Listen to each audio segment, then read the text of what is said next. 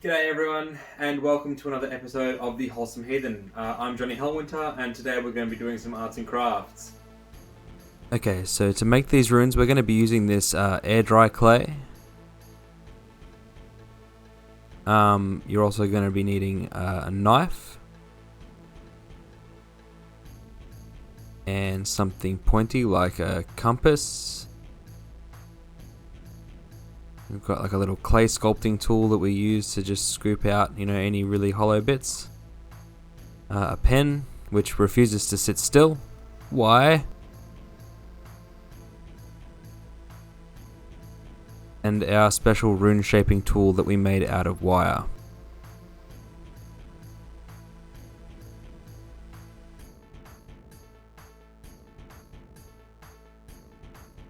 So we start by cutting the clay into slices that are approximately 5mm thick. Once you've cut about 4 or 5 slices, it's time to stencil on the shape using the wire tool that I showed you earlier. So after stenciling the shape, carefully use your knife to cut around the runes and set them aside.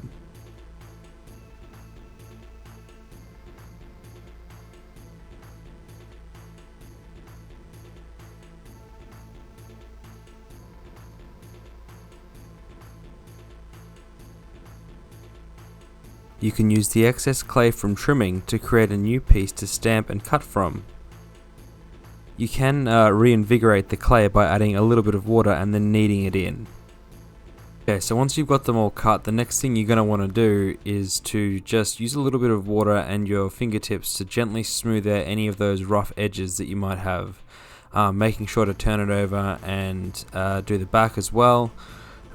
This is sort of a pretty critical stage just because this is where you find if the clay has any faults in it, and that will affect the drying process later. So make sure that you're very thorough with your cleaning and smoothing process, and yeah, again, keep them separated because you don't want them drying and sticking to each other.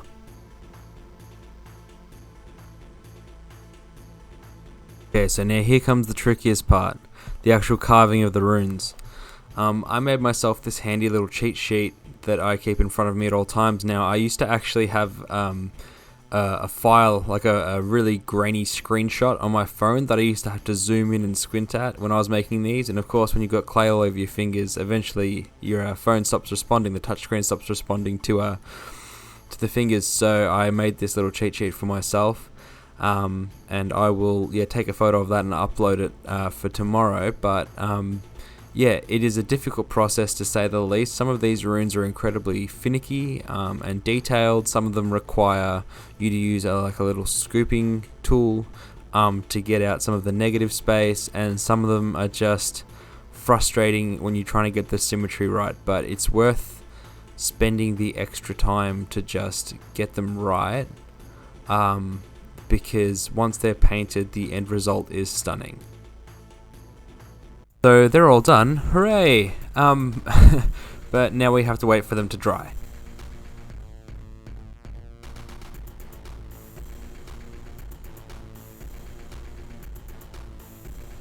As you can see, we spray painted them all black, and now you're going to need some water, a brush. You can use any old brush, preferably one that you don't mind ruining, because we're going to be using a technique called dry brushing, and that tends to damage the brush quite a bit.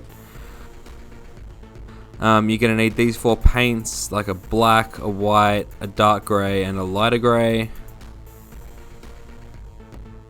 Let's get painting. You'll also need a palette, which we just use like an old takeaway container lid for. So the first thing you're going to want to do is get some of that dark grey paint on your palette. And we're basically just going to be giving all of these runes like a quick once over, just making sure we get most of the surface covered. It's sort of like a semi-dry brush, like really, like you don't want to leave too much of the black undercoat showing. This is basically just to get like a base color on, and you can afford to leave it looking a little bit scratchy because of what comes next.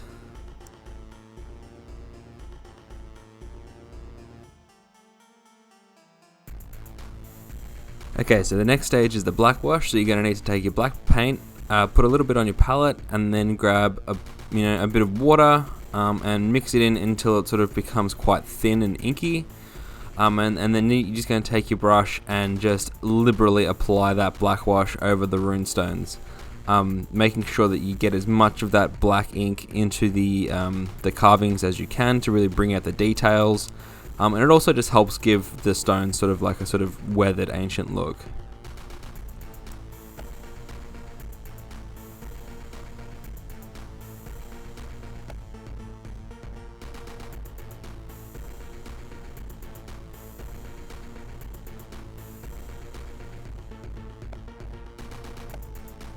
Once everything's got its black wash, we're going to do our first layer of, well, I suppose technically our second, but our first layer of grey after black wash. So we're just going to mix up a bit of the black that we have left over with some of the dark grey paint, and yeah, we're going to use that just to create sort of like a, I suppose like a medium dark grey, and with that we are going to actually dry brush over the top of the designs.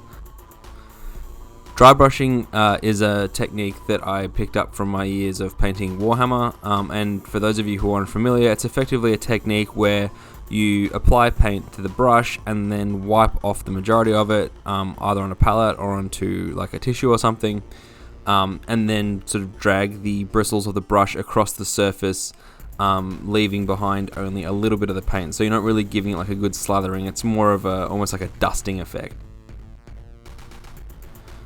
After that's been completed, we now do the second layer, which we just add a little bit more of that grey into the mixture to bring it up to like a lighter grey. I suggested having white and light grey paint here just in case you can't get your mixes quite right, and you want to do highlights. I have them on hand just in case I need to adjust a mix halfway through, but for the most part you can get away with using your dark grey and your black and then just sort of mixing until you find the right colour that you want. We've been doing this for a few years, so I'm sort of familiar with how the color combinations work and the way we do it, because we batch paint these. We normally make more than one set at a time, so I'll be mixing up enough of these, color combinations to paint. Rather than 33, we'll be doing 66, 99, multiple sets of runes. So yeah, it's entirely up to your discretion how you mix the paint and which colors you use, and which final tones you want. But this is just the way we do it.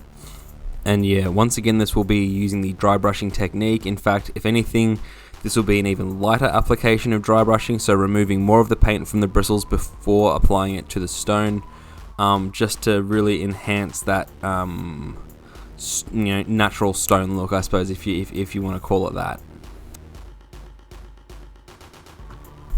Alright, now it's time for what is arguably the most difficult part of the entire process, which is filling in the runes with black wash again. This time, instead of doing a general black wash, we are going in with a very fine detail brush. We use the one that we use for our Warhammer because we have that on hand. And basically you make up a slightly stronger ink mix with your black paint, and then you very, very carefully go around each design, or go into each design on each runestone, just to make those carvings pop.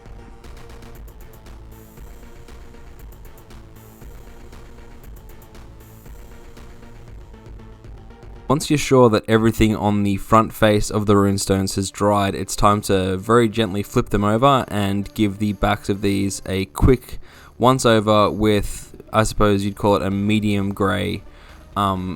These aren't really, the backs of these runes aren't for display purposes. I can't see a reason why they'd be, put on their, on their fronts with the rune side down. So we tend to just give these just the once over with, like not even dry brushing, just literally just a lick of grey paint, and then the varnish will bring out any texture in that later. The final step in the Diablo II rune process is varnishing. We use a matte varnish for this, and we try to keep the runestones a little bit more separated on the board because, of course, the varnish itself is quite sticky and you don't want to risk the stones touching each other or the varnish touching other varnish and getting the runestones stuck together, because that will peel away the paint. We've learnt this from painful experience, so learn from our mistakes.